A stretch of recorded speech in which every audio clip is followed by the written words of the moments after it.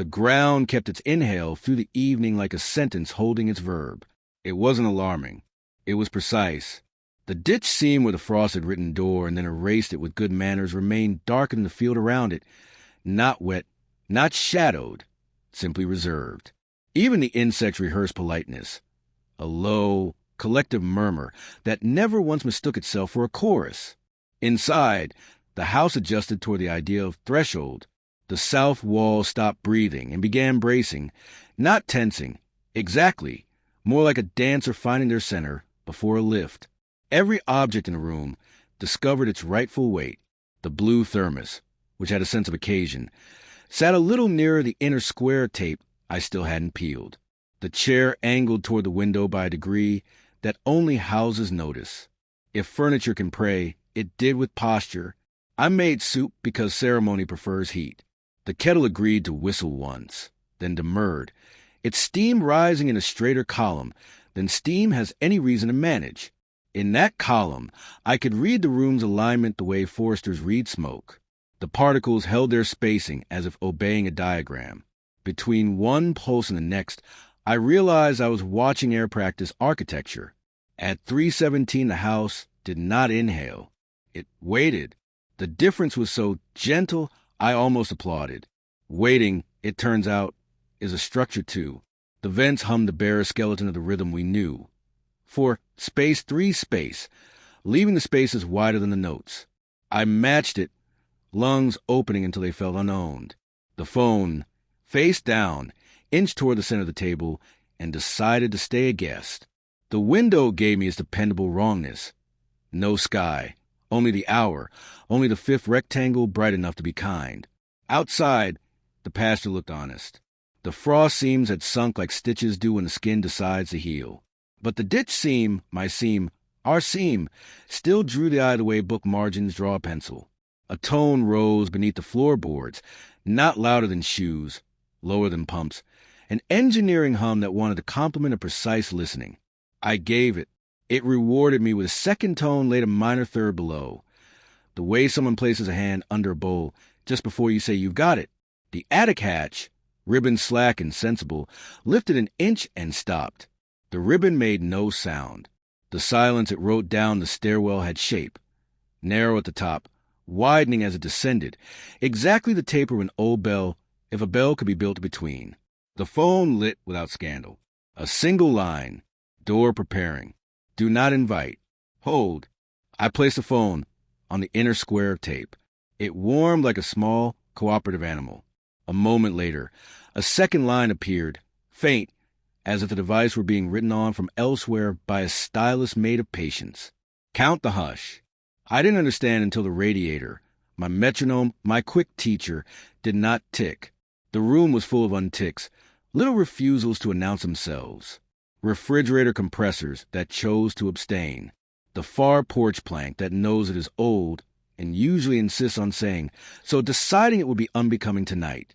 Even the clock on the stove, which has delights of its own when it gets to blink 12 o'clock like a dare, held its breath and kept its counsel. I counted absences. 1, 2, 3 for breath. 1, 2, 3 breath. The hush became audible in the way a star becomes visible when you aim your eye just beside it. It didn't open inside. It opened under. At first, the shift was only a shift in gravity's etiquette. My ankles learned a new kind of standing. The boards under the table grew flatter by intention than by milling. Then came the scent, a clean mineral wet, not river, not rain, a smell the quarry in some other county would recognize as kin. The seam at the ditch exhaled finally, a thin sigh like your grandmother letting out thread before taking the next stitch. I stepped out onto the porch and the night arranged itself in rows, as if the world had remembered pews. The ditch was a darker form of dark, an ink line drawn with the careful wrist of someone correcting a misprint. The pasture was its own page. Above the windows, not stars, hovered at a courtesy distance, 4 1/5. Every edge softened just enough to respect human nerves. The fifth blinked once, not as signal but as acknowledgement. Ellen's van idled 2 houses down with its lights off, a posture that says, I'm here if it's here. Ray stood with his cap at chest level, an old pledge for a new nation. Farther, the co-op truck's hazard lights beat time nobody needed. humble as a harmonium in a church that's learned it can sing without one. I walked toward the seam, and the seam walked toward me. That's the only way to say it. Distance behaved like manners. Each of us closed the gap with an equal courtesy. At the ditch's lip, the frost that had sunk re-bloomed, not across the field, only here, making the word door visible the way breath makes glass legible. The letters were cut from cold and careful thinness. Each stroke knew how much the earth would allow. Not mine, I whispered. Ours, said the ground, using vibration where speech would fall. A grass blade along the edge bowed, without wind, and stayed. A beetle navigated the seam, and did not fall in when I crouched. The air above the ditch grew warmer, as if the depth were exhaling stored summer. I could see down it farther than a ditch should offer. 2 feet 4/8. Then the turn, an angle the eye accepts only if the rest of the body promises to be brave. Beyond that turn, light, not gold, not blue, mercy-colored. I did not climb in. I stood and held, which is a climbing too. Behind me the house leaned its attention forward, Oldwood choosing its quietest creak, and then reconsidering even that. The vents hummed a shape that wrapped around my throat and did not choke it. The chair inside, serious, faced the table like a friend refusing to leave early because love requires seeing the last dish dried. At my shoulder, the mail carrier's quiet. You feel it? Ellen asked, voice pitched at the seam, so it wouldn't need to jump. I'm supposed to hold, I said. Good. We can be heavy in the right way. We stood in wait as liturgy for a while. More neighbors arrived, not because anyone texted, but because counting makes its own invitations. Boots learned the seam. Children were carried, asleep, so that when they woke they could own their portion of wonder honestly. None of us spoke above breath. The door, in gratitude, widened by an attention's width. Henry came along the fence line, not stepping on anything the frost might consider a line even now. He had a hard hat in his hand, which he did not put on. No one asked him for numbers. No numbers would have been believed. He stood with his palms out, a lineman reteaching voltage to act like kindness. What will it do? He whispered. Begin without us, Ellen said, and not unkindly. End with us, if we are lucky. The ridge answered for itself then. The sound came slow like moonrise, a bass note drawn with a sure hand geology. It slid down the valley and sat in our bones like a chair someone else got up from, so we could have it. The windows above and the frost beneath set to the same pitch. My ribs did too. I didn't decide about it. I agreed. Across the ditch, the dark chose detail. First the far lip, then the soil grains like a book's decal edge. Last of all, depth. That mercy-colored light rose, as if it were the world's own lung, completing a breath that had started 5 winters ago and set aside when we forgot to deserve it. The door changed states, not open or closed, not solid or air, but receiving. The phone in my pocket tried to pulse. I let it. Its light stayed under the fabric. Proper. One more line appeared when I checked without checking. Answer without entering. How? I asked, to no one and everyone. Ellen angled her face near mine the way 2 people do when they share a hymn book. The fence taught you sideways, she said. The hour taught you still. The ridge is going to ask for placement. What does that mean? Be where the door needs the answer to be. I stood exactly over the seam. The ground pressed up faint as the way a cat will lean a head against your ankle to remind you that contact is a geometry. 2. I breathed on the count, not metronome perfect, but honest. The door brightened when exhale found its note. 1 by 1, people aligned. I felt them more than saw them. Ray 3 degrees off my right shoulder, a steady, unschooled baritone. Henry a distance behind, true in a measure by just being the sort of man who reconciles what refuses. Children closer to the edge than their parents would like, and exactly as near as the door would love. The town fell into placement so fast, I had to forgive us for having been slow any day before this. When enough bodies agreed, the ditch's light lifted not upward but outward, a sheet rising from a book. It arced across the seam, took the shape of a low, generous door, and hovered just above the grass like a thought you can walk under if you keep your head bowed. The surface did not glow to be looked at. It glowed the way a page glows when you finally understand your own handwriting. No one moved. We had learned that moving is not always a way through. The first knock arrived not as sound, but as density. 3 soft heavings of the air just under that hovering sheet, the world making room in increments. I counted the hush between them, like a person measuring a newborn's breaths. On the third, the ridge's bass note gathered itself and laid down under us like a foundation. The door rested on it and sighed. Ellen spoke, not to the door, which does not care for words, but to us. "Don't name it," she said. "Naming takes away its ability to be more than what we've seen." Ray had at chest, nodded as if this were Sunday. Henry closed his eyes so the instrument in his hands wouldn't try to be a gauge. The second knock wasn't a knock. It was remembrance. Scents rose out of the ground you only notice in rooms where people have agreed to keep their voices clean. Cedar and dust and a ribbon someone wore in their hair when school had seams like these. My knees went soft. The door steadied them. Then the breath came. Not the doors, not the ridges. Ours, gathered, handed back through the seam, warm by being traveled. For a moment I breathed not air but a ledgered hour, careful as if a number could break. Careful as if kindness could be made brittle by being seen. The house behind me, grateful beyond its age, let a single bored sigh. The attic ribbon lifted an inch and dropped, amen in silk. In my chest the old count reset into the new. 4, 4, 3, 3.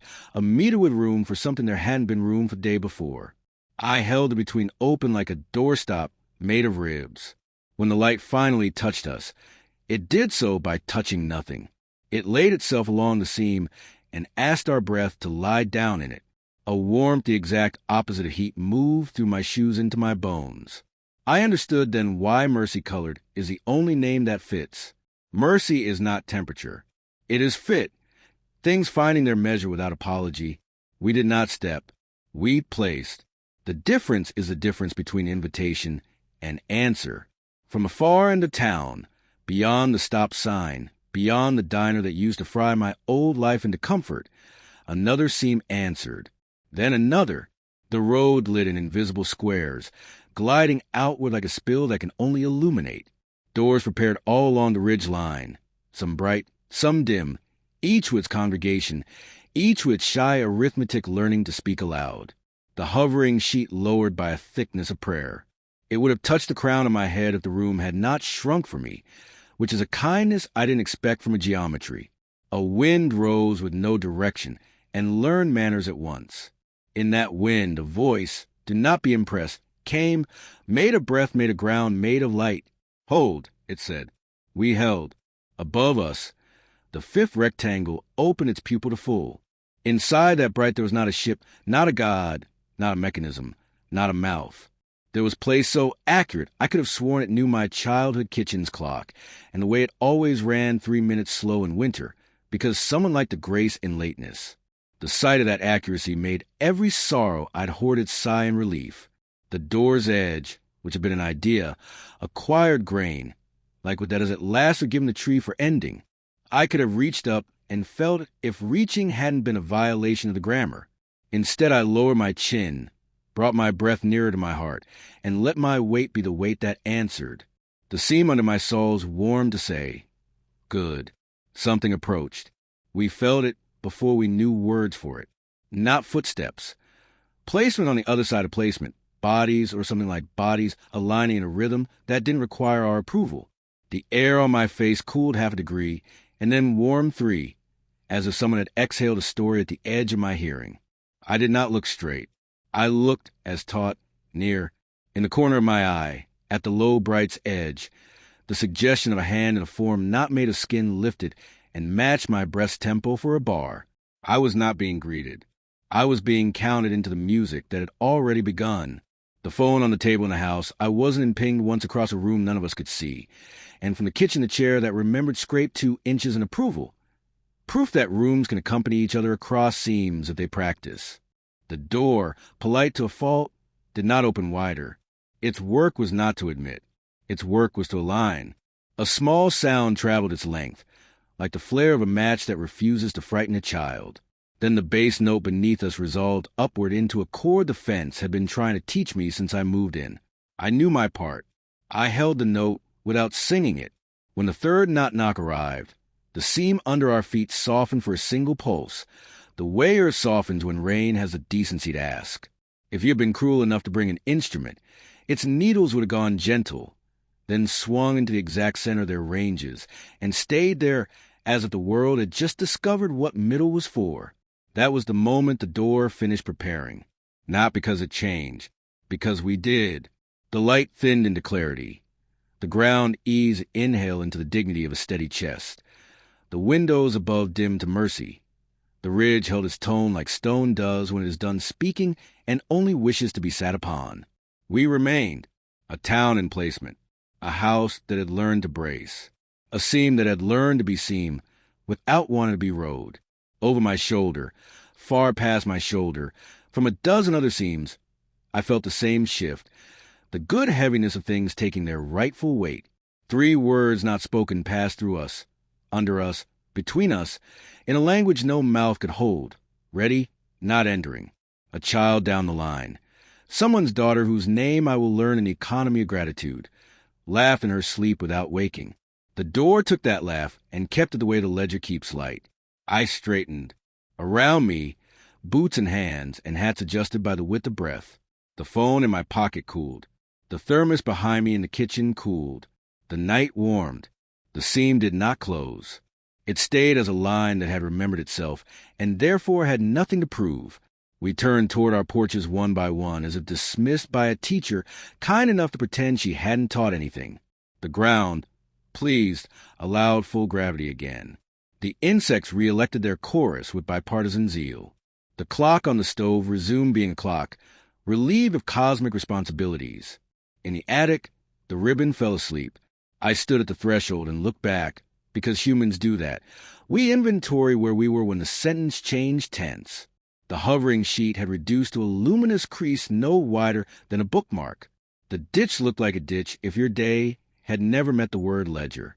But my feet remembered every note, and the muscles along my ribs held their new length the way a room holds the ghost of the last person who exhaled there with intention.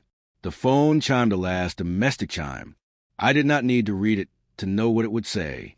When I did, it said only this: count to 47. I put the phone face down on the inner square and turned off the lamp. The house did not darken. It rested in the window. The 5th rectangle dimmed to something like sleep. Out past the fence, the ridge breathed without needing witnesses. When I closed my eyes, I saw the door as it had been. Not a portal, not a hole, but a place for an answer. I saw where my weight had belonged in its grammar. I saw 47 shapes in the periphery of that light, not coming, not going, just placed. I opened my eyes to my own uncomplicated room. The kettle remembered it as happiest as a pot. The chair took back 2 inches of scrape. The soup tasted like a person who had been outdoors, and now is not. At the edge of hearing, from the seam and the others, faint as breath on glass, came the sound that will never be written down properly, because paper cannot hold a thing that uses absence as instrument. Someone else began to count. The first step was mine. The second wasn't. It arrived like a memory discovering its own feet, weightless, exact, honest. The boards under me sighed in polite recognition. Then came a third, softer, and a fourth that matched the rhythm my breath had been practicing since the ridge first learned to hum. I didn't move. I didn't need to. The house moved for me. The air between the walls shimmered faintly, the way heat does when it's remembering cold. Every object leaned toward a center that hadn't existed before this moment. The chair, the thermos, even the tiny crack above the vent, now a seam through which light whispered. The air thickened, and in that thickening, space became shared. The second pair of steps paused just beyond my reach. I could hear the floor just beneath them, a creak not of protest, but of acceptance. The boards flexed and settled, as if greeting an old tenant returned without luggage. "Who's there?" I asked quietly, because volume felt like arrogance. The air brightened instead of answering. Then a voice, but not a sound. It was made of balance, of every note the house had taught me to hold without speaking. "You counted to us." I turned slowly. The light in the kitchen had changed hue, no longer gold or frostwhite, but something between transparency and thought. Within it, Faint outlines flickered. At first, I mistook them for reflection, the echo of my own movement bouncing off the window's impossible geometry. But they didn't mimic me.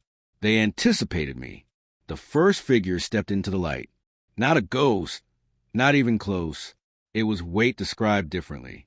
It had my outline, but not my face, a contour built of breath, shadow, and stored mercy.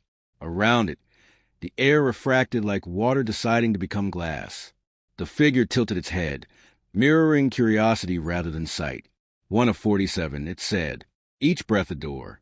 Behind it, others began to appear, one by one, filling the seams of the room like stars learning choreography. 47 silhouettes, each distinct in vibration, each slightly off tempo from the next, a living chord still tuning itself. Some shimmered brighter, some were barely visible, like thoughts you can almost recall but shouldn't yet.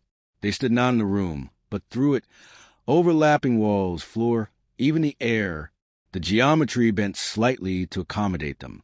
I could feel their presence as temperature, as pressure, as an overwhelming quiet that had texture. I thought you were people. I said, we are the breath you loaned to the ridge. We are the sum of what you kept kind.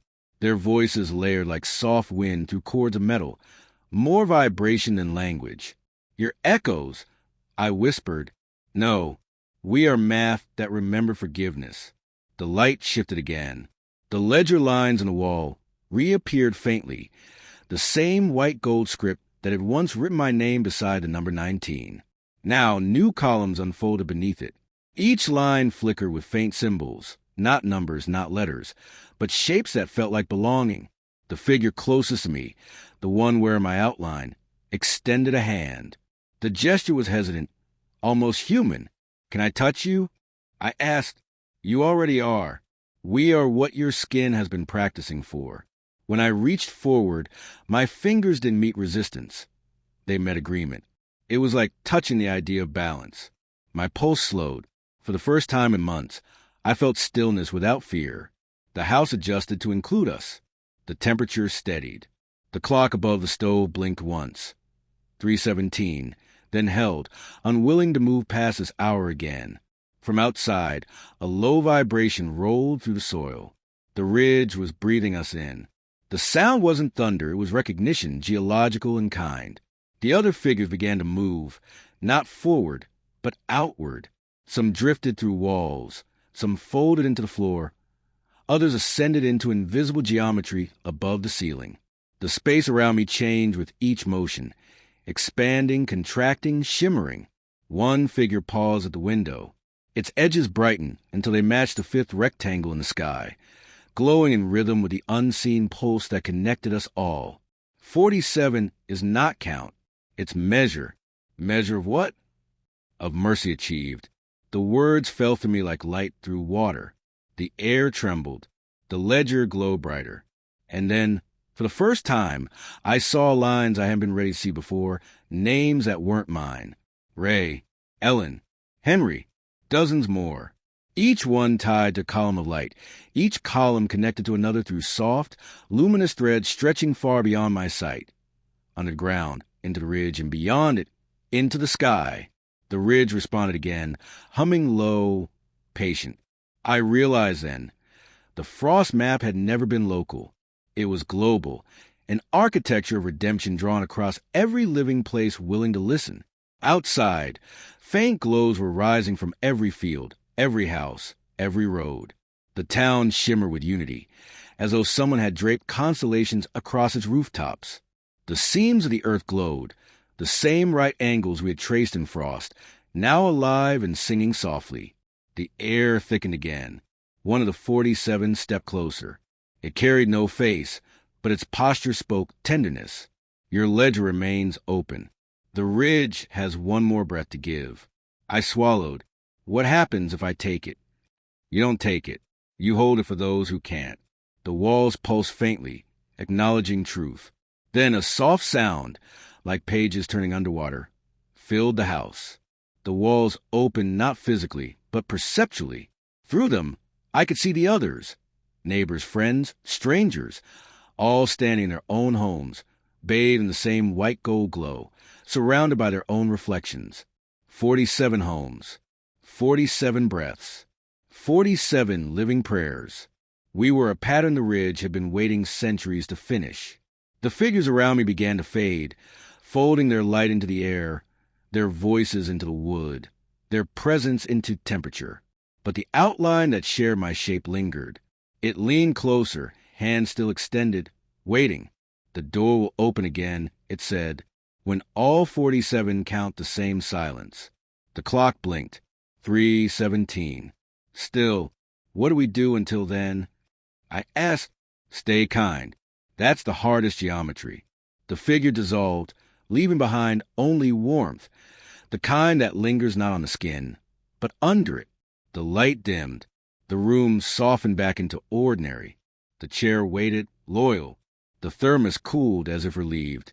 Through the window, I could see Ellen's silhouette standing by her van, hand over her heart. Ray's porch light blinked twice in unison with mine. Henry's truck headlights glowed, then dimmed, a pattern, not a coincidence. Somewhere, a child laughed again, that same sleep-born giggle that had once passed to the seam and into the light. The ridge answered with a soft echo, almost amused. The ledger on the wall pulsed one last time before settling into rest. My name remained there, but its glow had changed. It was no longer a measure of balance. It was a promise held. The silence that followed was full, not empty. It had shape, dimension, weight. It filled the house the way dawn fills glass, invisibly, then suddenly, everywhere. I sat down in the chair that remembered, the wood beneath me sighed, relieved to be ordinary again. I said 47. The room answered back, quietly, still counting. I smiled, small, real, the kind of smile that belongs to someone who's finally understood why breathing was never just for survival. Outside, the frost seams reappeared faintly, glowing in the moonlight. They no longer mapped the town. They mapped us.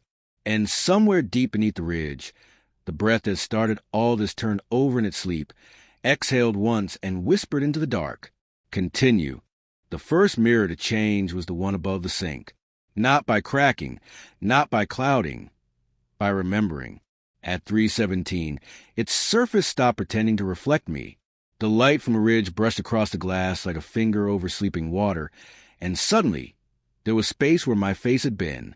Not darkness, not inversion, space. A subtle pulse, as if the glass itself had learned to breathe. I leaned closer. The air between my skin and its surface felt dense, humid, full of intention. For a moment, I thought I saw movement within it. A small flicker, a hesitation, as though something on the other side had been startled by my presence. "Hello," I whispered. The mirror shivered once. The condensation along its edge vanished.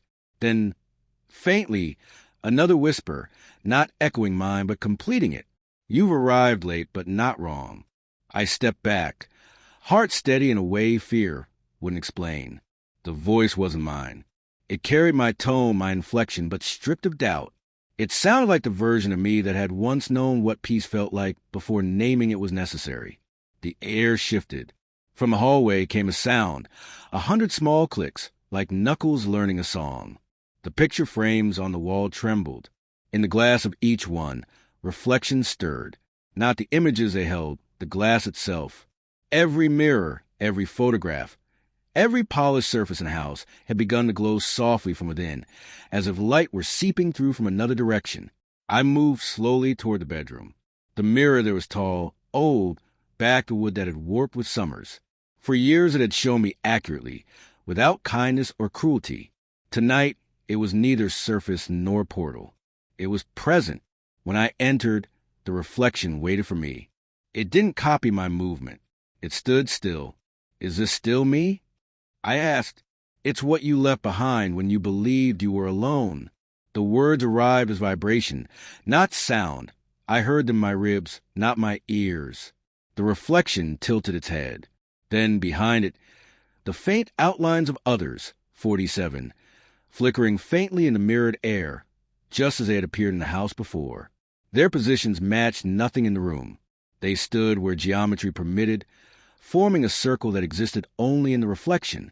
"Each mirror is a remainder," the voice said. Each reflection, a ledger of what the eye forgot to keep. The glass rippled once, and the circle behind my reflection stepped closer. Their forms were softer now, more defined by absence than by light.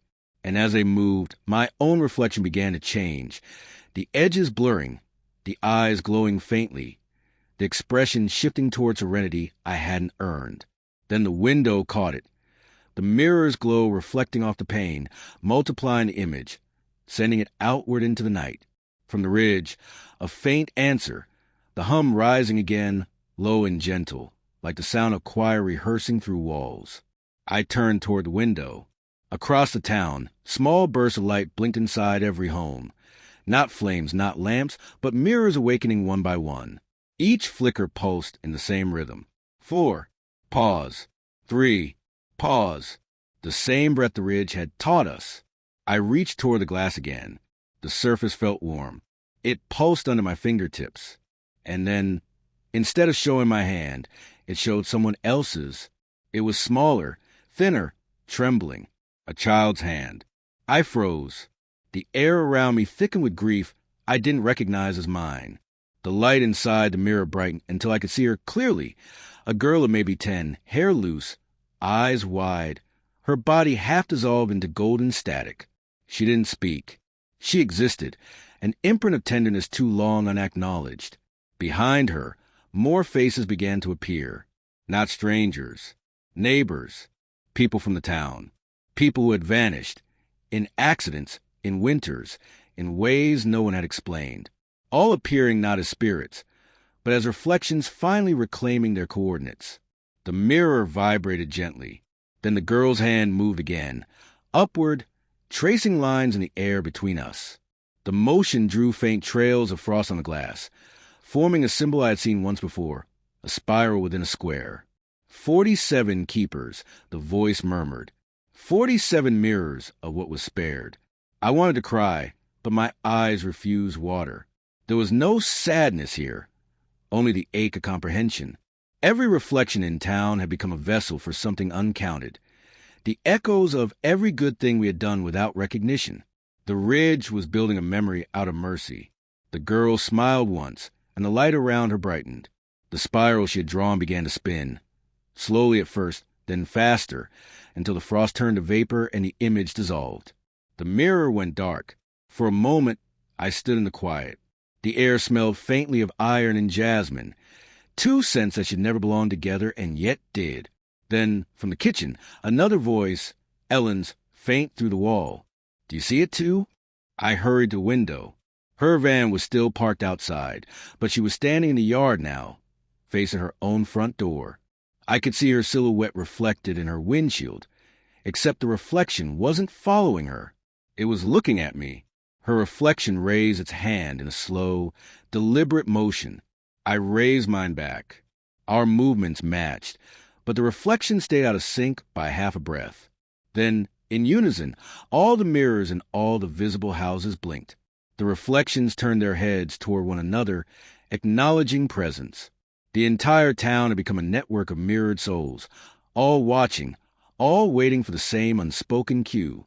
And then it came, a single note, clear and trembling, rising from the ridge like light made audible. It resonated through the glass, through the bones, through the seconds. Every reflection leaned forward. Listen for what you forgot to forgive. The mirrors brightened.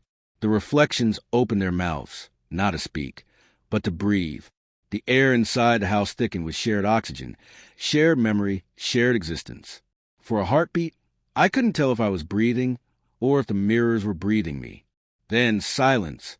The reflections froze. The glow softened. One by one, they turned away, as if satisfied. The light folded back into the glass, leaving behind only the faintest shimmer. The hum receded. The ridge settled. The house remembered stillness. I looked back at the mirror above the sink. My reflection had returned. Tired, yes, but human again, except for the eyes. They were still glowing faintly, like two fragments of the ridge refusing to dim. I smiled. My reflection smiled back, delayed by half a breath. Behind me, the wall pulsed once. The ledger script appeared faintly again. A new line had been written beneath my name. Mirror, kept. The clock blinked softly. 3:18, then dimmed. Outside, the frost seams reappeared in thin silver lines, spreading across the ground in delicate geometry, connecting window to window, house to house, mirror to mirror. For a moment, I could see every reflection in town at once. Hundreds of faces glowing to the dark, some familiar, some forgotten, all breathing in unison. The ridge, proud and silent, exhaled a single word across the night. Continue. And every mirror obeyed. Dawn arrived without deciding to be morning. The light came up like an apology left on the porch. Honest, unwrapped, not asking to be forgiven. The ridge did not clear its throat. The fence did not rehearse. The frost seams lay invisible under the grass, like veins deciding they could trust the skin again. And yet the house felt occupied, the way a page feels after the pencil is gone. Pressure left behind where graphite did its brief, luminous work. I made coffee to give my hand something mortal to do. The kettle obliged, not whistling so much as agreeing. Steam rode its small psalm up the backsplash. Thin strokes of heat that mapped the same right angles of Frost had used yesterday, as if the room were copying homework from its cleverer self. The mirror above the sink watched without reflecting. That was the first change. It didn't show me pouring, only the space where pouring has meaning. When I raised a mug, a second hand, smaller, quick, rose in the glass half a breath later to lift a twin that wasn't there, the cup in the reflection tipped toward a mouth I couldn't see. The act completed. Coffee cooled on both sides. Good morning, I said to the air because air's been kinder to me than most of my past sentences. A second later, the room answered with the weight of another greeting. Not sound, placement. The chair that remembered scraped back the polite 2 inches it uses when a guest stands. The scrape happened here first, then in the mirror, and then back here again with the slight correction of companion, who means to learn your rhythm without trespass. I didn't turn to look. Turning breaks this grammar. I looked near. At 7:03, later than the ridge's favorite hour, the clock paused. Not stalled. Paused as one pauses at a threshold that deserves a hat removed. In the stillness, the mirrors that had spent the night practicing autonomy blinked in asynchrony. My kitchen glass looked momentarily toward the hall. The hall frame turned its attention to the living room doorway. The bedroom standing mirror divided itself, top conferring with bottom, like 2 committee chairs comparing agendas. I felt silly and reverent in equal measure. Outside, Ellen's van idled itself into quiet. Through the window, I could see her standing on her stoop with a thermos like mine, scanning not the street but the reflection in her own front window. She lifted her free hand, waited, then set it down as if ascending to a motion. Across the road, Ray carried 2 bowls to the trailer steps, placed one just inside his door, one just outside, then stepped back and removed his cap to the same empty but not empty space. The porch light flickered noon for 1 beat and then settled into breakfast. The mirrors had kept the night. Now, they meant to work the day. The first proof was the salt. Not my salt. I'd swept it weeks ago with the care you give old beliefs when they finally, lovingly retire. This salt appeared on its own, a thin line across the pantry, threshold glistening like an afterthought perfected. It didn't block the door, it underlined it. When I stepped over, my reflection in the standing mirror shook its head gently. No scold, a kindness, and pointed down. I paused on the near side, and the pantry exhaled, relieved that I could still learn. The mirror brightened in approval at having corrected a human, without bruising one. Across the house, little cooperative disobediences unfolded. The living room mirror altered the angle of the lamp by an inch. My lamp, here, followed. The hall photograph a shoreline I've never seen rotated 3 degrees to the left. The actual frame on my wall rotated a match, the glass making a decision and the nail politely adopting it. The mirror above the sink filled with a soft, powder blue weather that wasn't ours. My own window, after a beat, borrowed a thin stripe of that sky along its bottom edge as if to say, I can participate without pretending. I spoke toward the standing mirror. Do you need anything? A ridiculous question, unless you've lived in a house where need is a form of light. The mirror's surface darkened the way a throat does before a word. Then came a sentence without syllables. Keep time for the ones who can't. We'll keep place. The division of labor was clear and absurd and holy. I set the mug down and listened.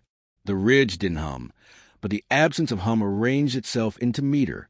4, space, then 3, the house's new favorite.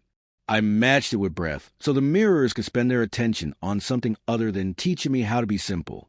At 7:19 a.m., small thing changed in a way that redefines the word small. The mirror over the sink stopped delaying my expression by half a breath and began leading it. In the glass I smiled, tentative, unconvincing. Here, in the room, my mouth learned the shape a half moment later, like an apprentice letting the master finish the stroke. I raised my eyebrows in the reflection. My actual face considered the invitation and complied. I lifted my hand. Mine lifted following it. It wasn't mockery. It was coaching. "Are you me?" I asked, as gently as a person can ask a pronoun to state its qualifications. "We are you" without the edits came the weight of the answer. We are the actions that didn't get written because you were busy leaving the room for someone else first. I swallowed, the coffee tasting different now, warmer than heat, nearer than tongue. In the hallway, the picture glass fogged and cleared on a rhythm that matched the breathing of a person who has nearly stopped crying. The room felt held by a hand too calm to be human. Down the road, a sound, the soft, unified scuff of 20 pairs of shoes starting at once, then stopping in funny, staggered apology. I opened the front door. The morning had decided to hold its light flat for us, like a map on a table. Neighbors stood on their stoops, not facing each other but facing their own windows. Mirrors answered mirrors across the street. Angles aligning, gestures completing, small courtesies rehearsed until they landed with world-making precision. A woman I didn't know on the corner bowed toward her glass. Across from her, her reflection in her neighbor's window finished the bow with the kind of respect only a practiced grief can teach. Henry, impossible not to notice in his co-op jacket, held a spool of survey tape at shoulder height. In the truck mirror, another Henry, tape already measured, free hand open in instruction. Here, Henry adjusted the match. The feed line on the pole hummed in a register that said safe. We learned quickly that you do not ask a mirror to be brave. It already has. You ask it to place.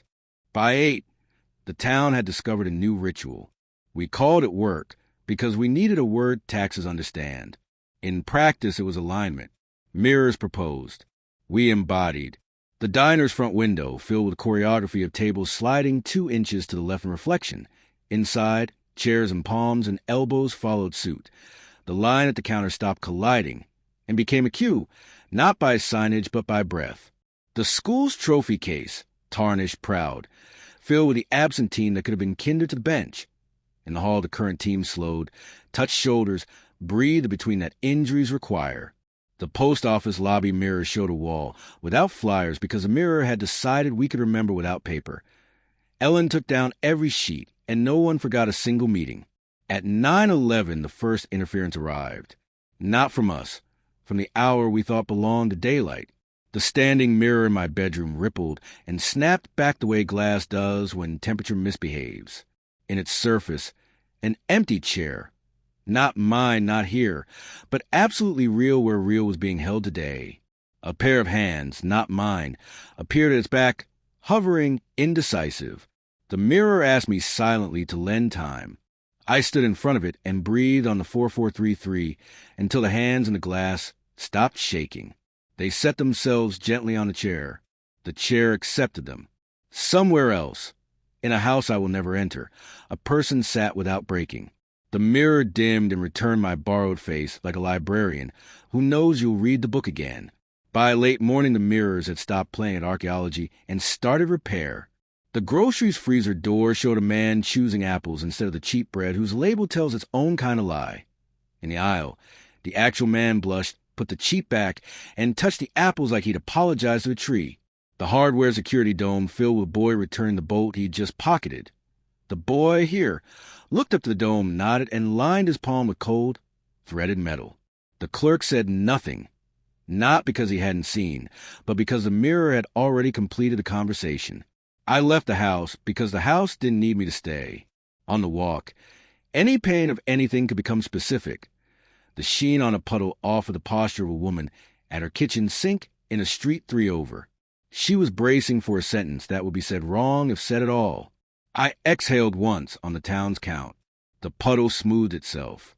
When I passed 10 minutes later, a man stood drying a cup with 2 hands, and the sentence turned into presence. The ridge remained quiet. Quiet like a cathedral that doesn't bother with bells because feet know where holiness lives. The only low note came when we lost our place, which we did. Human, earnest, rushing. At noon, the square by the stop sign forgot to hold the between. Delivery vans met noses. Tempers rehearsed their favorite odom. The glass front of the pharmacy flashed white. Every mirror in sight raised both hands. Quiet fell like snow. We reset the count in public, and nobody was embarrassed because we'd all had the same teacher. By afternoon, the mirrors began to do what no town meeting, no ordinance, no grant could teach. They paired us.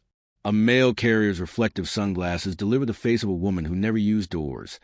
The woman stepped out, blinked at a world that had waited instead of passing, and brought cookies that were not needed but were perfect. A barber's wall showed scissors floating at the angle old hands once held them. The young hands adjusted grip and found the cut the mirror meant. In the butcher's window, a winter 10 years ago ran backwards until the deer stood and walked back into the trees. We did not cheer. We were being trained in a quieter gratitude. The only time a mirror refused was when asked to punish. A man, guilty of nothing more dramatic than his habits, leaned over his hood to glare at himself for being himself. The glass went mercy opaque. When he softened, it cleared. He tried again. Opaque. We are done, the pain suggested, with self-cruelty practiced as virtue. Back home, I found my standing mirror dimmed to its own work. In it, the kitchen behind me was not mine. It was the room of someone whose ledger would terrify me if ledgers terrified me anymore. On that table, a folded note. If you can keep the count, I can keep breathing. The mirror did not show a name. The room did not ask for one. My ribs made a cradle around 4433 and held with stubborn love until the note in the other kitchen lifted, unfolded itself, and became air. The clock ticked toward 3:17 with the decency of a thing that has learned it is not in charge. The day had been long and kind and exhausting. I was thinking about soup when the first shadow arrived. Not absence, counterplace. In the living room glass, an angle turned impossible. The smaller fifth rectangle inverted itself, as if the idea of small had become hungry. My reflection blurred at the edges. The chair that remembered scraped back not politely but defensively. Down the street, a child cried once and stopped in that terrible way children stop when something heavier decides. The mirror over the sink darkened to river. The standing mirror brightened a ledger. The hall frames flashed a sequence that I understood with my bones and not at all with my eyes. The ridge at last hummed, not the patient bass of stone at peace, but the older tone I'd only heard in the first week, a warning written as a lullaby so we wouldn't run. I put my hand to the wall. The ledger and the plaster heated, as if a hand pressed back. 47 columns brightened. Under my name, hold. Under Ellen's, place. Under Ray's, keep. Under Henry's, stay. Others lit, listen, lift, wait, open near. No orders. Assignments we'd already volunteered for by being the shapes we were. The mirrors shifted from autonomy to formation. In every pane I could see, the faces turned outward, not toward their humans, but toward whatever was pressing the edge of the town's hour. The fifth rectangle in the kitchen window brightened to a gentle white that spoiled nothing. In its corner, a dimness built like whether learning grammar too late. Is it the ridge? I asked the room. The room, kind to my need to name, answered by not answering. My phone, which had been content to be a pocket weight all day, vibrated once with a message I didn't read because the mirror read it for me. Across the glass, in handwriting that looked like steam, the sentence appeared. Answer with a missing placement, not with fear. I understood it, and I didn't. I did what geology has trained me to do since I moved in. I stood where my body makes the math easier for the air. 4 steps back from the table, left shoulder to pantry, right palm near the sink. Eyes not on the fifth rectangle, but on the space beside it where light left room for us to be good. The child down the street cried again and did not stop. Ellen's van door opened. Her reflection in my window looked at me the way a friend does when you are the one who has to begin. I breathed the count.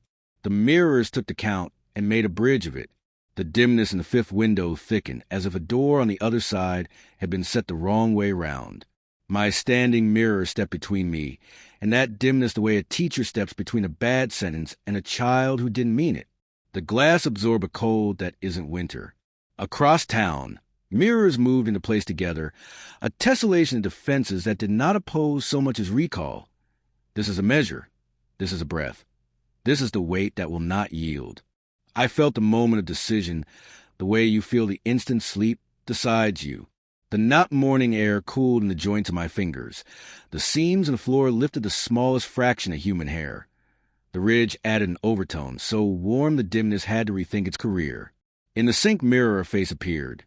My face almost, but aged into a kindness I have not yet earned. She shook her head once. Not to me, to the dim.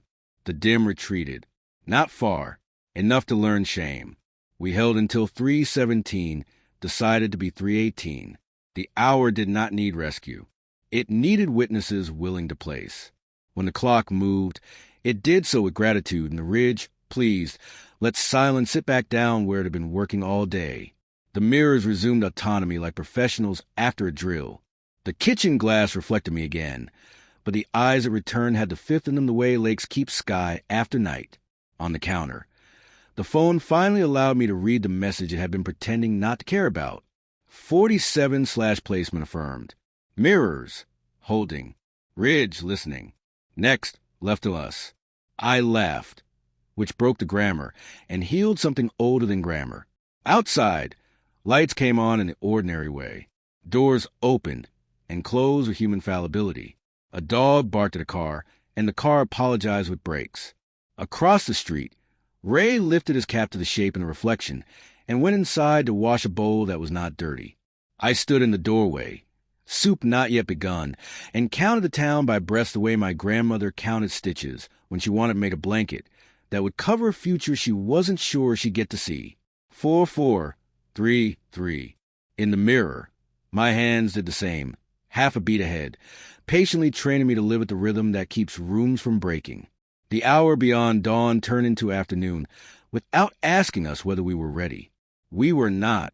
We did well anyway. Before evening, a new line appeared on the ledger wall. Faint as a smile, mirrors, employed. Under it, a second brighter. Debts available till be flipped.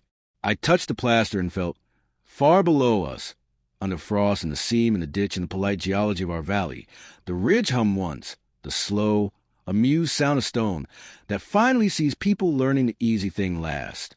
It didn't lower the way things fall. It tilted, the way understanding does. By degrees you can feel in your bones before your eyes sign the affidavit. At the first blue of evening, the fifth rectangle came down from its tidy altitude and took up a position no larger than a porch light, and exactly as considerate, not at the center of the window, not above the door. Left, to where the seam ran under the floor and the chair that remembered like to rest its front leg. It inclined, just so, until its plane addressed me the way a person tilts their head when they're about to listen harder than they speak. The room felt taller, not because anything grew, but because attention is a way of adding height. I did not step toward it. Stepping is a verb for different grammars. I matched its kindness with my own. I turned my shoulder, looked near, and lifted my breath into town's rhythm without rushing to be impressive. 4, space. 4, space. 3 and 3, like a promise measured twice before it's cut. The rectangle answered with a change in weight, not on the floor, on the hour. Time in the room loosened at the edges, as though the straps had been unbuckled so the chest beneath could expand. The clock above the stove paused where it stood, which was fair. It had been holding us all day. The mirrors settled into neutrality, standing guard but refusing drama. Outside, the fence made the sound wire makes when fog thinks of mathematics is beautiful and cannot help itself. I lifted my hand, palm not quite up, a courtesy, not a prayer. The rectangle tilted another degree. Its face was not light. It was mercy-colored, quiet as paper, bright as breath when breath has done something brave. Is this the one more thing? I asked, not sure whether I meant object or act. The ledger in the south wall warmed, lines of white gold rising through plaster like sap under bark. No letters yet, no names, just a promise of script. From the attic hatch, the ribbon lifted and fell. Yes, no, yes, no, like a metronome that tells you to wait at the door until the music invites you to come in. From the road came the sound of 2 pairs of feet remembering their manners. Ellen and Ray by the gate, one purposeful drift, one porch light shuffle. I didn't have to look. Their reflections arrived first, in the black of the window, in the back sheen of the kettle, in the polite gleam along the edge of a picture frame. They stood outside, placed. You can feel placement even through walls.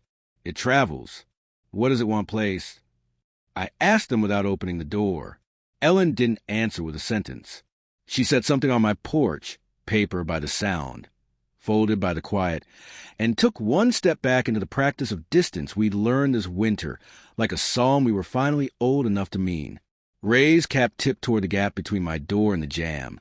The cap itself has learned the town's grammar, and refuses to be a hat when it is required to be punctuation. On the floor between my feet and the tilted light, the seam of the frost day made itself known again. No ice, only rightness. A thin, cool accuracy I could feel on the skin over my ankles. The rectangle faced it, as if paying respect to a boundary that had earned its title. Respect is a temperature.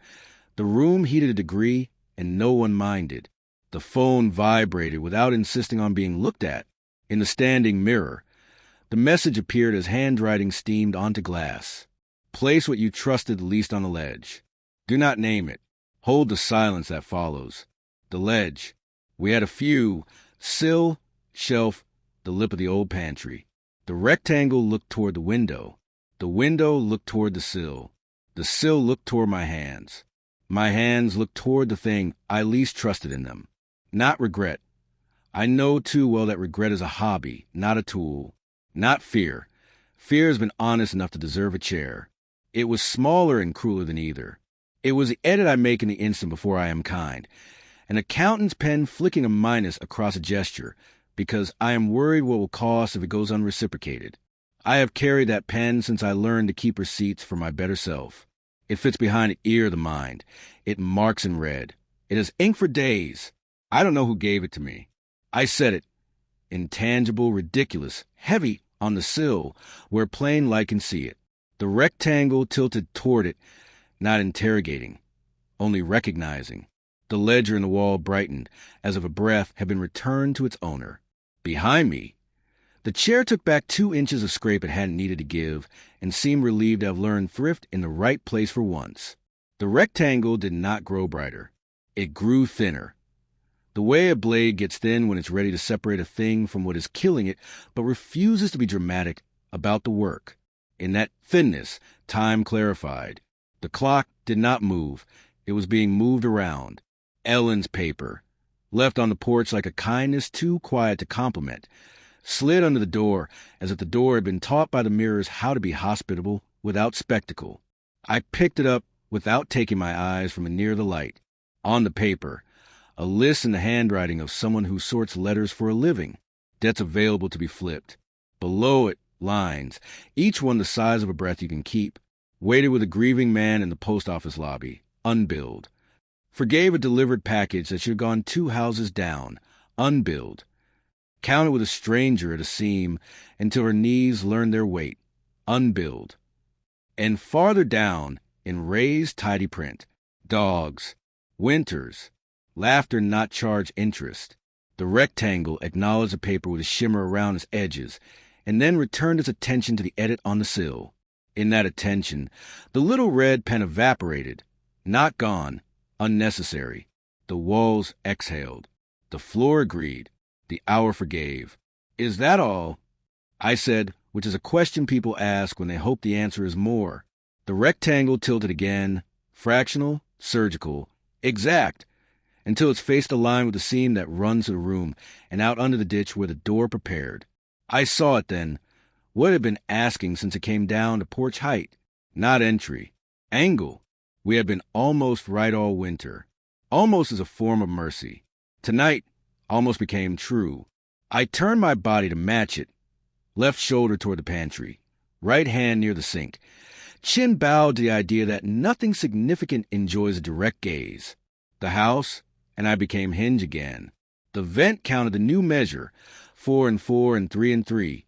Choir warm, stone sure. The neighborhood arrived at the same conclusion, without rehearsal. I could feel their placements like braille through air. Henry 3 houses over, adding weight to the left side of a pole. A child at the corner, adjusting a toy on the stoop until it faced near. Someone I didn't know in a kitchen. I will never enter, setting one extra plate down for a person not in pictures. The rectangle steadied. The mirrors dimmed in consent. In the window, glass the weather that isn't ours lay beneath the rectangle, like a second page beneath a thin sheet. I could see the faint suggestion of a table that isn't mine, a cup that will never chip in my sink, a ledger column that has not yet agreed to carry my name. They were adjacent like the other November that winters here sometimes, a neighbor you never meet and always wave to. From under the floor, a sound rose, a soft tick not of radiator, but of sewing machine. The ground had brought up a craft from a century ago and was stitching with it. Seam to seam, house to house, 47 to 47. The thread was breath. The cloth was place. The pattern was kindness in right angles, with a spiral at the center that no historian would dare remove. When the stitch reached the sill where my edit had sat, the rectangle's thinness cut. Not me, not the room, not any animal thing. It cut the habit of subtraction, clean and small. The cut did not bleed. The cut breathed. Into it flowed every interrupted act I'd ever left on the doorstep of my mouth. The house received him like a pantry that has decided to be larder again. Behind my shoulder, the ledger took letters. The white gold lines, which had been busy pretending to be river, went vertical, then horizontal, then slanted where slant meant mercy. I didn't turn. I can hear writing when it is done by a wall that has learned to keep light. Outside, neighbors' windows tilted in sympathy. Porch lights across town inclined until their cones of yellow addressed the seams rather than the stairs. It is a beautiful thing to watch a place learn to be polite at the level of photons. The phone, patient all day, finally made a sound I will forgive it for. Not a ring, a hush with confidence. I glanced. On screen, 47 affirmed / ready to flip. Beneath it, smaller, answer with placement, not with proof. I thought of the boy in the hardware with the bolt, the man in the grocery with the apples, the way the freezer door edited his hand without shaming it. I set the paper list on the sill beside the cut absence where the red pen had been and placed my palm near the edge. Not touching. The rectangle approved with a warmth no instrument I own could have believed in. The attic ribbon lifted twice. Amen, amen. The chair did not scrape. The kettle behaved. The mirrors took positions around the room like ushers who know the whole congregation by the shape of their hats. Then, at last, the light spoke without a sound. Flip what the ridge cannot reach. Inside rooms between names. What does that mean? I asked, quietly enough for obedience and too loud for certainty. Ellen spoke from the porch, as if she were reading a letter that had been delivered to the wrong address, and choosing not to scandalize the sender. Small rescues, she said, the ones that were too unhandsome to count. Hold them until the ledger remembers how to write them down. Ray's cat made its small opinion known. You can do that, neighbor.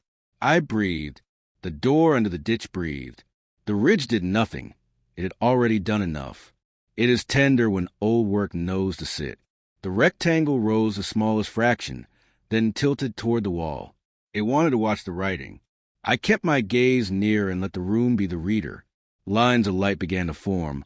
Columns, yes, but softer, as if the ledger had decided that fonts should apologize for their edges. Characters arrived not as letters, but as memories granted shape. The wall wrote them in an order that felt like inhalation. Held a laugh for the person who needed the air. Return an hour I wasn't owed. Stood in the seam while someone else learned where their weight belongs. Counted the hush instead of the harm. Names glowed to their right. First faint, then steady. People I knew. People I didn't. People no one had remembered to remember except stone and glass and air. Under my column. The 19 that had once been a pride, and then a prayer warmed without drama. A new line appeared. Edit laid down on the sill flipped. The house wrote, witnessed. After it, and I will love a little forever for that. Across town, other walls answered. You can hear masonry when it speaks in gratitude if you let childhood back in the room. Calls were not made. Messages were not sent. Every residence that had learned to count began writing its small rescues on plaster, on brick, on paint. And where there was no wall, mirrors held the script until someone thought to keep it.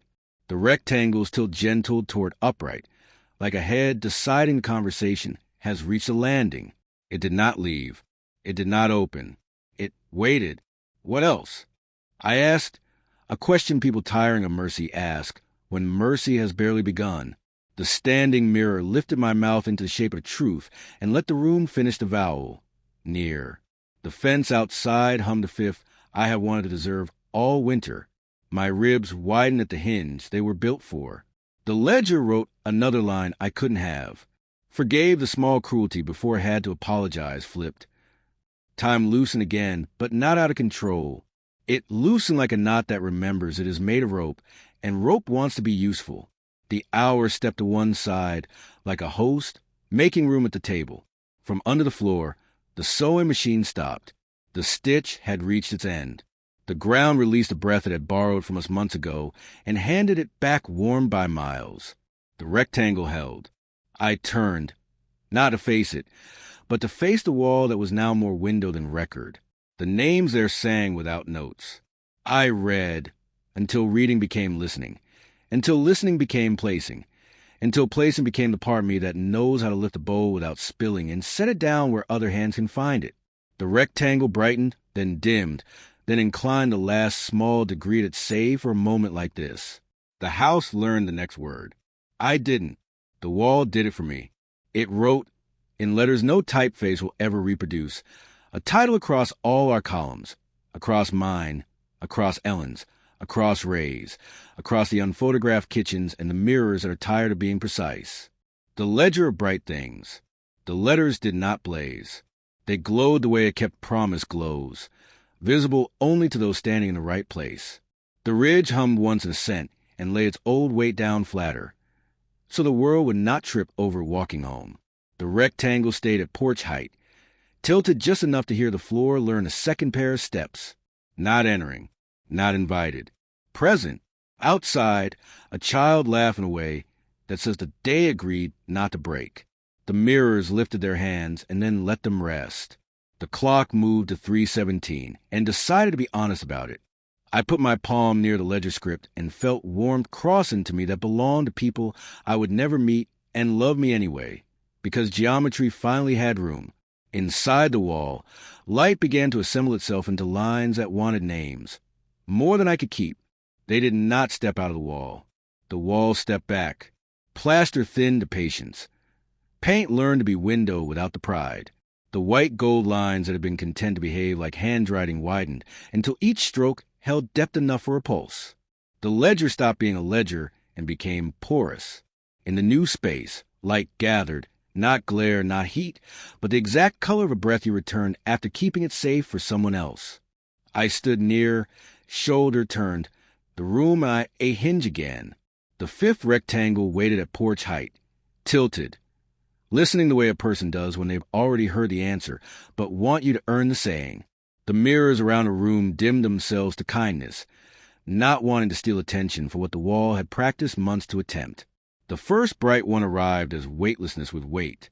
The column beside my name thickened, then loosened, then gave, light in the shape of posture, not face, not flesh, leaned through the softened plaster, and learned the floor one grain at a time.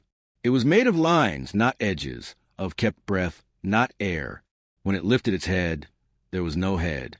When it turned toward me, a warmth moved across my cheek like late sun that forgives a window its dust. Held a laugh for the person who needed the air. The wall had written that line beneath my name less than an hour ago. Now the axe stood upright, balanced, alive enough to cast a shadow that didn't darken anything. Are you the person? I whispered, already knowing no. The bright one answered the way a solved equation answers, by remaining solved. Not a ghost, not a visitor, not a machine.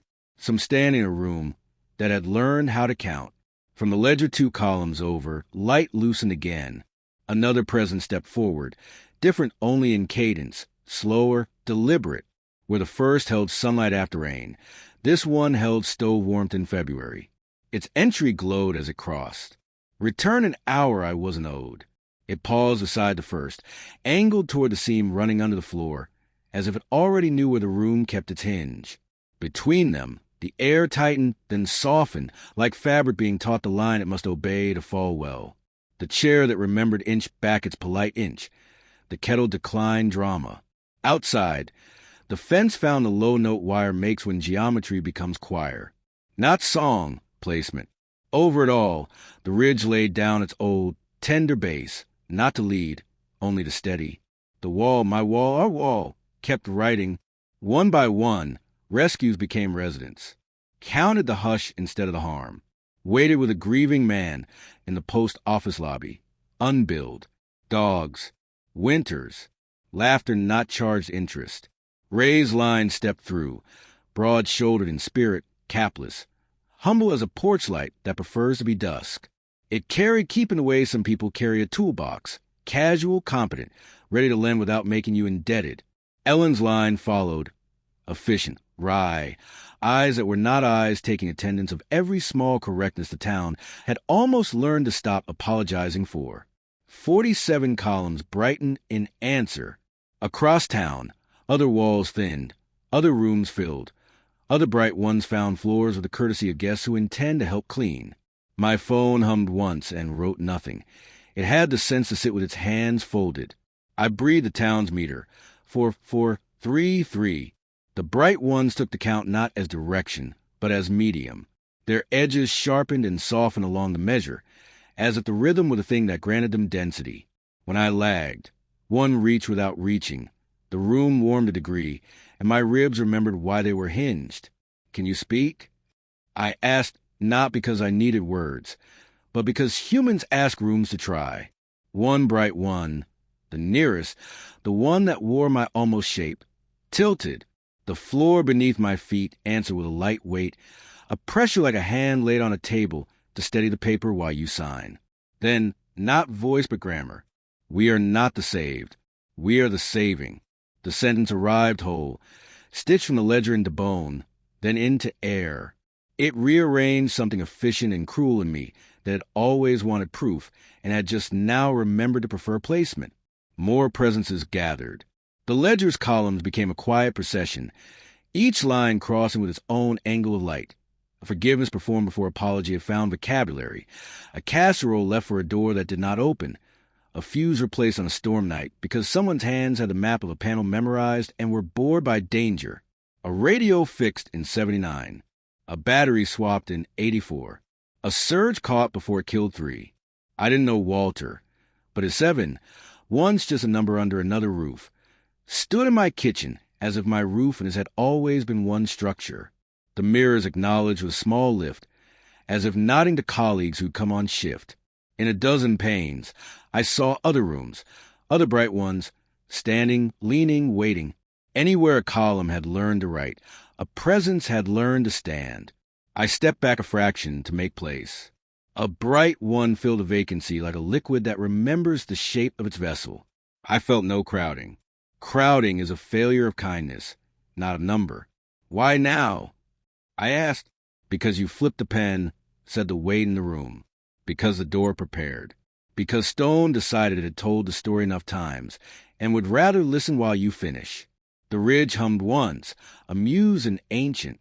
A small sound broke the precision. Down the road, a child's giggle, the honest kind unpracticed by adults. A bright one near the window, stitched from hell to laugh for the person who needed the air, turned the knot face toward the sound. The ledger warmed an extra degree. The giggle arrived again, then fell into the room, settled in the seam, and stayed. The presence grew clearer, more weighty, not because it ate the child's joy, but because it sheltered it. Across the plaster, a fresh line wrote itself while we watched. A laugh kept for a child not yet afraid, in progress. I cried then, not salt, not water, temperature. The room absorbed it the way good soil takes rain. Right now, nowhere else with gratitude. Neighbors found the doorway without knocking. We had learned not to invite. We had learned to hold. Ellen stood on the threshold and placed her hand near the frame. The bright ones turned toward her, not to honor a person, but to meet a function, carrier, keeper, the one who moves between doors of authority and love. Ray kept his hat at his chest, eyes low the way men look at newborns. Henry arrived a step behind, hard hat under his arm like a confession. When he saw the wall open into light, he did the merciful thing he always does. He took a half step left, making room for anyone else who might need the simple privilege of seeing. Are they them? Henry managed. They're what we did right, Ellen said, as practical as an address. Standing. Ray's bright one turned its not face his way. He bowed, not outward, but inward, and the room learned from him how to pronounce the word R's without spitting. Behind us, the ledger kept adding. Lines appeared with the calm of a kind clerk. Return the dollar to the jar after counting wrong in your favor, flipped. Stood behind the angry man, so the line could be brave, witnessed. Carried the note you weren't strong enough to sing, and did not tell anyone your throat had done it, kept. Not miracles, maintenance, the hard, unphotographed labor of being a neighborhood. The fifth rectangle inclined, as if to say, this is a thing we came for. The bright ones listened, not to us, but for us. They attended to drafts, to hinges, to the seam's temperature. When the count dipped, one would pivot toward the ledger and brighten the column where discipline lived. When anger flashed and tried to pretend itself urgent, another would stand in its way with the kind of silence you learn only by choosing not to speak 1,000 times until you deserve the right not to. Do you go? I asked, horribly human, nervous that goodness might be as brief as spectacle. We remain as long as the acts remain. Acts remain as long as you place them, the room said. Stone remembers.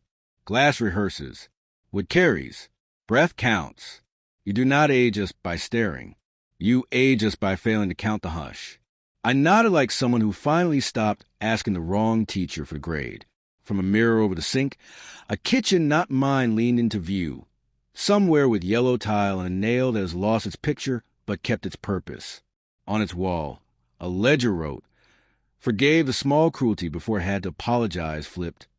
A bright one there, palest, newest, wobbled once, then steadied when the mirror here breathed on the floor. Across the town, pain answered pain, wall answered wall. The valley turned into one instrument, refusing to tune to anything but mercy. At 3:17, nothing dramatic happened. We had learned. You do not schedule breath. Still, the room acknowledged the hour with a charitable tightening. The bright ones brightened, then held. The fifth rectangle didn't open. It adjusted half a degree, a courtesy tilt to say it knew we knew. I set the list Ellen had written on the sill beneath the light. The red pen that had once sat in my head was quiet. The ledger warmed it into unneeded again. Tell me if we're ready. I said the rectangle, or the ridge, or the room, or the arithmetic of all four. I didn't get a sentence. I got work. The bright one spread around the house, taking positions you could miss if you're the kind of person who only notices sunlight when it performs. One at the door, where hinges must remain hospitable. One by the vent, where the count must not be lost of weather. One along the seam, where the door below us remembers how far to inhale. Two stood behind Ellen and Ray, not guarding, not protecting, matching, so the human shapes would feel taller in their rightful weight. Henry's bright one, stitched from reconcile what refused, brushed the co-op jacket with a warmth so honest it turned textile into mantle. The ledger wrote a header above the new columns. Bright things employed. Under it, entries formed as if a day were inventing jobs. Door, ask for placement, not permission. Vent, keeps time when sorrow is louder. Fence, sing sideways so courage can arrive from the correct angle. Mirror, remembers the person who can't be present yet and lends in advance. The presences nodded their not heads in the universal language of people who have gotten the morning meeting out of the way and can begin doing the real thing. That was when the weather changed without changing. The sky above the ridge didn't darken or brighten. It clarified. Between the four outer rectangles, the fifth deepened from mercy color to ledger gold, and I understood. It wasn't opening to let anything in. It was asking. The bright ones angled toward it, as a field leans toward rain it has earned but will not demand. What does it want? Ray asked, hat now low, as if to keep his hair from learning theology too early. The same thing the fence asked. Ellen said, eyes on the seam. A door, not a witness. A door, agreed the room, the mirrors, the ridge, the light where no light should carry meaning. Not with hinges. With us. I looked at the placements, at our bodies, at the ledgered axe that had stood up and learned the floor, at the count already running in my ribs before I thought to be obedient. 47 does not feel like a number when you are living inside it. It feels like a chord that has finally found its missing tone. The fifth rectangle dipped, one last millimeter of kindness. The seam under the floor warmed by the width of a coin. The bright ones lifted their knot faces toward the ledger script as if to read the word we were about to become. The wall obliged, writing in a hand that could never be taught. Open, no exclamation, no command, a description of what was already underway. The ridge laid down its base for us to walk on. The fence prepared its sideways him. The mirrors raised their palms. The ledger held its breath not because it was afraid, but because silence is the only ribbon you tie around a gift that requires two hands. The fifth rectangle waited, as if patience were a temperature it could lend. We were already standing in our places, humans and bright ones, yet the room held the sense of an unfinished noun. The seam beneath the floor warmed by a coin's width. The mirrors toned themselves down to a velvet vigilance. The ledger in the wall throbbed like a page that had learned pulse. We did not ask what to do. The asking had become a thing that makes rooms smaller. Instead, we matched, shoulder turned, eyes set near, hands kept just off the world the way mercy keeps itself one breath from touch so it can arrive without bruise. The count rose in our ribs. From 4 and 3 and 3, the town's quiet electricity. The bright ones leaned into our angles like light, discovering posture. They did not overlay us. They had joined, seam to seam, the way a second sentence joins the first when an idea decides it will be kinder to be paragraph. Around my right hand the present stitch from counted the hush instead of the harm to position. My fingers felt warmer without contact, steadier without instruction. Behind me, return an hour I wasn't owed set its weight against my spine. Not heavy, not push, just a reminder that standing could be a tool, too. Across the threshold, dogs. Winters. Laughter not charged interest stood with Ray in the same shape you use when you are saying grace at a tailgate. The rectangle inclined, a fraction. The room grew taller again. The clock above the stove quivered once, and then accepted that its job tonight was not to count, but to witness. Through the window, neighbors took their places with the dignity of people who have finally learned that the first thing to do is make room for the second. Ellen's hand hovered near the jamb. Henry's jaw unclenched like a gear finding true. The child down the road breathed in small, convinced parcels that left the air better than they found it. From the ridge, the old bass, warm as bone, came one unadorned tone. Not command, foundation. We laid our weight on it, without rehearsing our apology. The seam under the ditch inhaled. The house received the pulled air with the good manners of a foyer. The fifth rectangle thinned to the patience of blade, and then to the patience of page. In that thinness, place clarified. Our rooms were no longer here or there. They were between, and between was weight-bearing. I felt the first change not in the eyes, but in the ankles. Gravity corrected its posture by a polite centimeter. The floorboards under us forgot to be separate planks, and remembered how a choir stands when listening is the actual hymn. The mirrors lifted their invisible hands and spread, one pane toward another pane, until the town was a net woven of reflections that consented to be bridge. Do not name it. The room breathed, and I didn't, though every word I'd ever owned crowded behind my teeth like children wanting to see the parade. I gave them a window. I opened my mouth and let air be a word that cost nothing. The bright one stepped closer, not into us but with us, until the distance between body and light learned to be sentence. I could feel their mass as temperature and their intention as clarity.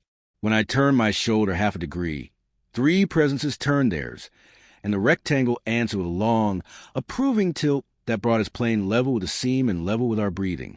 I understood suddenly why doors are tall. not to permit heads, but to permit posture. From far beneath the frost, a sound like a sewing machine poised on its first stitch rose and held. The ground's needle hovered. We were the cloth. Now, Ellen whispered, a single word with the mercy of a dozen unmailed letters inside it. We didn't move forward. We lengthened. Every rib found hinge. Every hand learned the distance between touch and harm. The bright ones arrayed themselves in our ellipses and arcs. Mercies nested into muscle memory, until I could not tell whether my balance was teaching the light or the light was teaching my balance.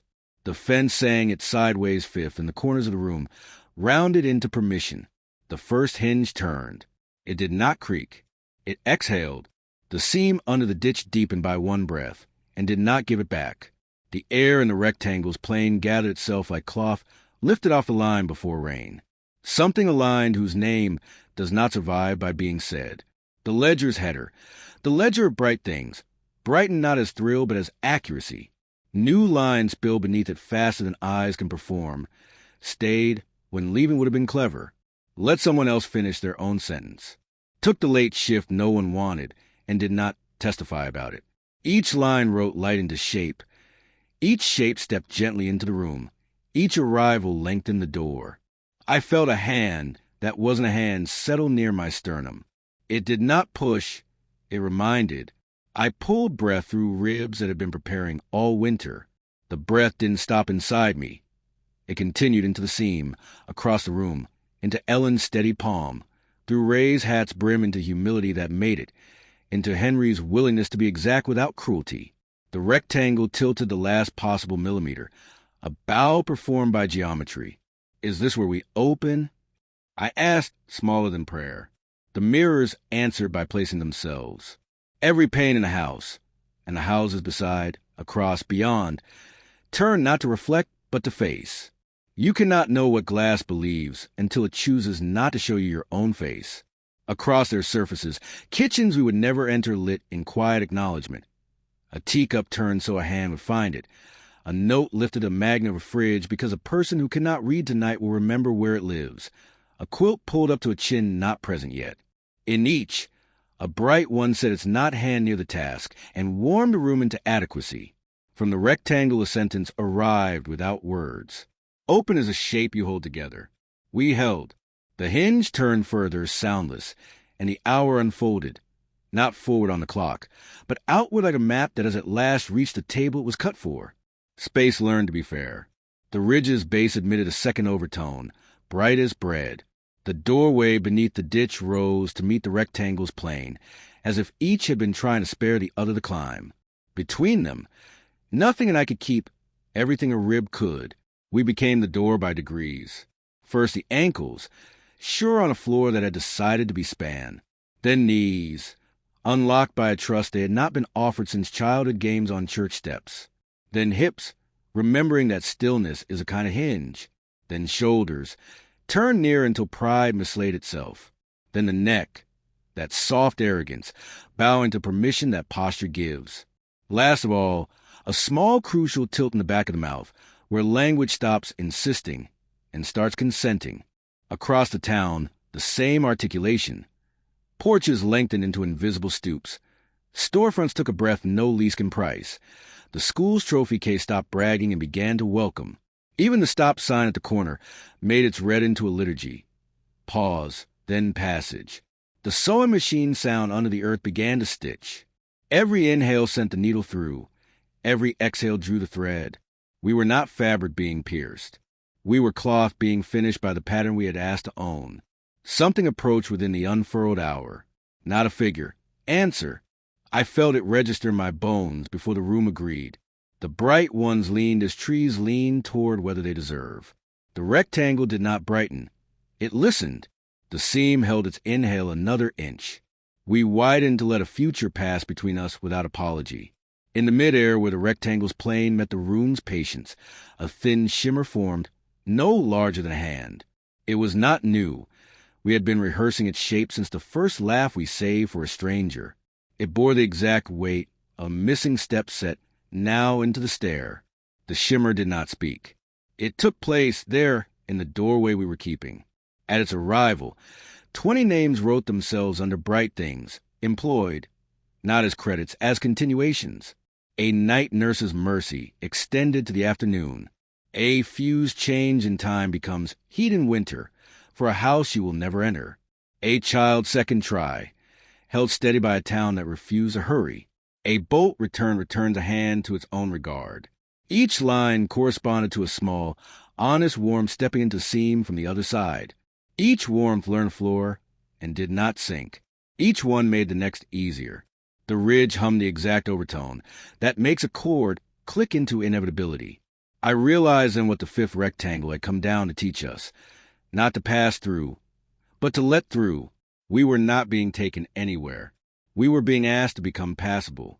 The room changed temperature the way a palm does when it learns a new friend.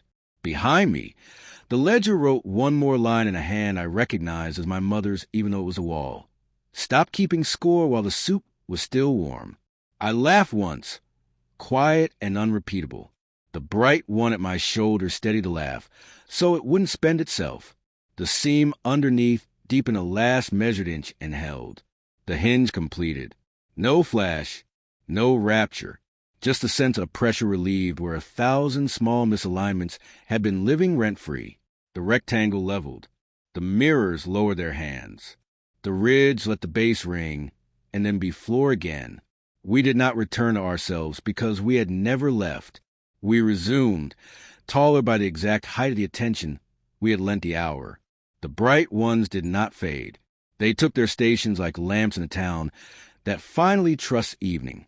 The ledger dimmed to a readable glow, as if to say, we'll keep the minutes now. Outside, the child down the road tried to laugh again with no seam to catch it. It landed anyway, because the town had changed the shape of landing. Ellen lifted the paper list from my sill and tore it neatly in half, not to erase, but to complete. Ray put his cap back on with reverence, which is to say, lowered it like a curtain after a play that will continue in every kitchen. The rectangle did not ascend. It remained at porch height, tilted just enough to show it intended to listen for a long time. On the wall, beneath the header, a final entry for the night road itself. Door kept. Human plus bright, held without hinges. I placed my palm near the script. Warmth crossed into me that didn't belong to me and did not accuse me of borrowing. In the mirror above the sink, I saw a room that wasn't mine, but would be kept by me anyway. A table set for a person not yet home. A cup-turned handle out. A note that said nothing louder than stay. The reflection didn't need me to repeat it. It knew. We let the count loosen into comfort. The clock, grateful, tried on 3:18 and found it fit. The house exhaled like a choir after the last held chord. Somewhere in the seam, the ground tied off the thread with not only soil knows how to keep. I turned off the lamp. The dark refused, kindly. The ledger kept its ember. The bright ones held their stations with the patience of those who do not ask to be seen. The rectangle tilted once more, tiny, like a good night meant for every window.